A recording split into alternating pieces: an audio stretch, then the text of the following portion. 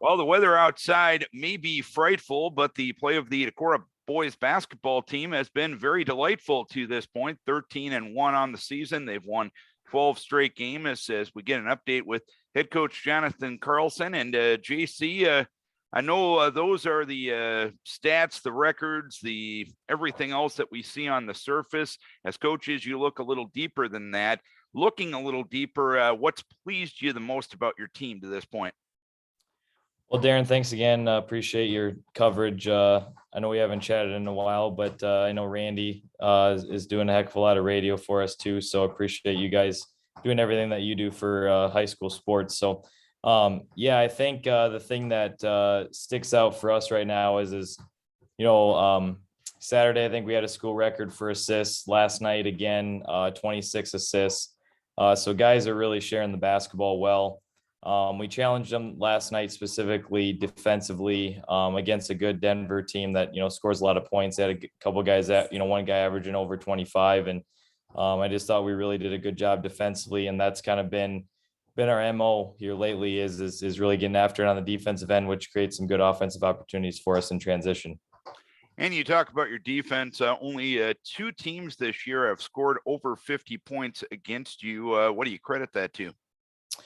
Well, I think it's a lot of just the guys buying into what we're doing. I know our defensive scheme probably isn't, something that, a lot of players now in day and age like to play because it's not real flashy. It's just it's more or less just the guys buying in and understanding what we're trying to do. And I think a lot of it starts with our guards being aggressive on ball specifically, but then being able to be attentive off ball. I mean, and then last night, obviously, our bigs have done a really good job rebounding the basketball in those Storts, Yelly and Carlson. I think Carlson single-handedly had 17 rebounds last night. And between the 3 of them, I think they had 35. So a shot goes up for the other team. We're doing a good job cleaning the board, and that's been a tribute to the guys buying into what we're doing. And there was no doubt that you had some firepower offensively on this team. For example, the other night against Denver, you put 6 kids into double figures, and the leading scorer has fluctuated a lot from game to game this year. How big of a luxury is it to have a variety of offensive skills game in and game out that you're showing on the court?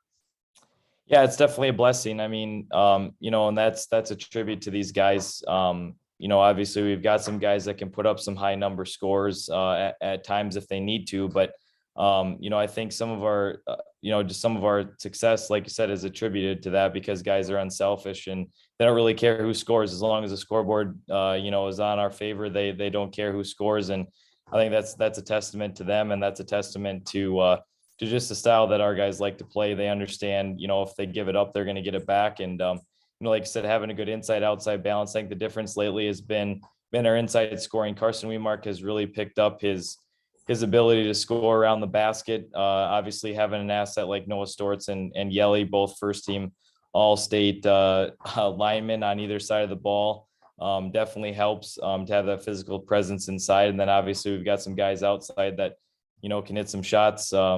And that's been the key. So other teams can't really key on one area of our game.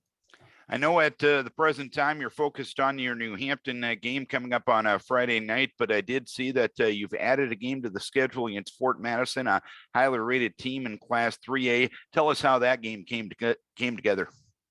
Yeah, I mean, obviously, like you said, you want to take one at a time, but I think the one thing, going forward with our schedule, with only having 6 conference teams, and I think it allows us to do some of this. We kind of did it last year too with Monticello and Cedar Rapids, Washington.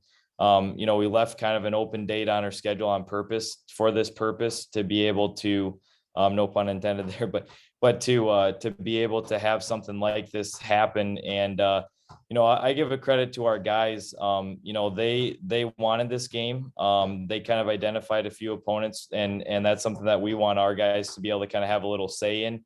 And so they kind of identified a few opponents. I went out and hit the social media a little hard and got after, and contacted some teams, and we thank Fort Madison. It is their 22nd game as of right now. But so luckily the state allowed us to do that. Mr. Riley contacted the state and was able to get in contact with Todd Tharp to be able to do that. So, I think a lot of it is just being able to play a opponent like that on a neutral floor to mimic, a sub-state game, a district final type game type atmosphere. And, I think it'll be a good opportunity for our guys.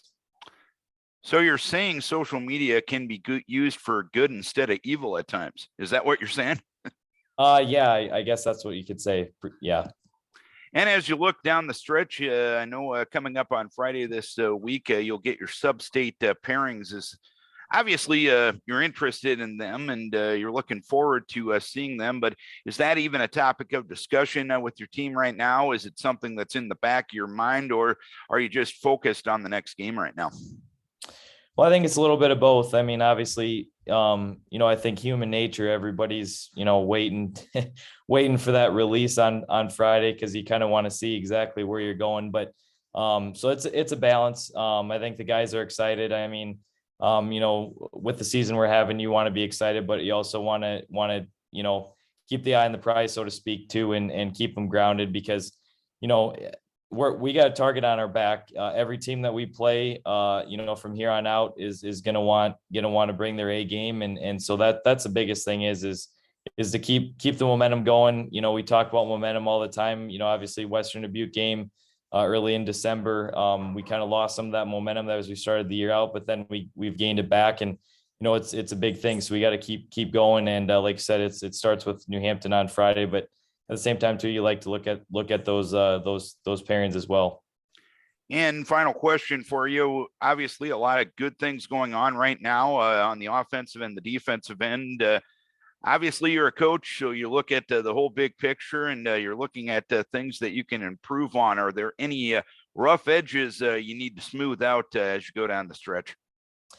Yeah, I think going forward, it's going to be being able to score against pressure.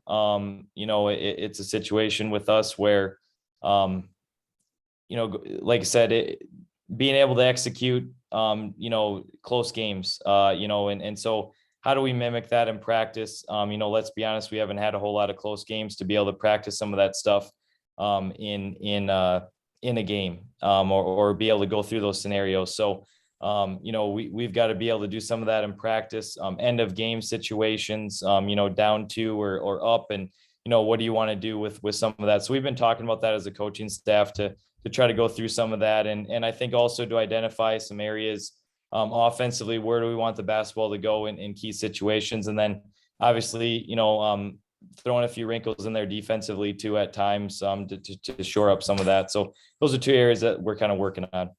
All right, John, hopefully you can keep the good things going starting this weekend with games against New Hampton and Dyersville-Beckman. Hopefully you can keep that positivity rolling here down the stretch. We thank you for taking the time, and wish you best of luck down the stretch.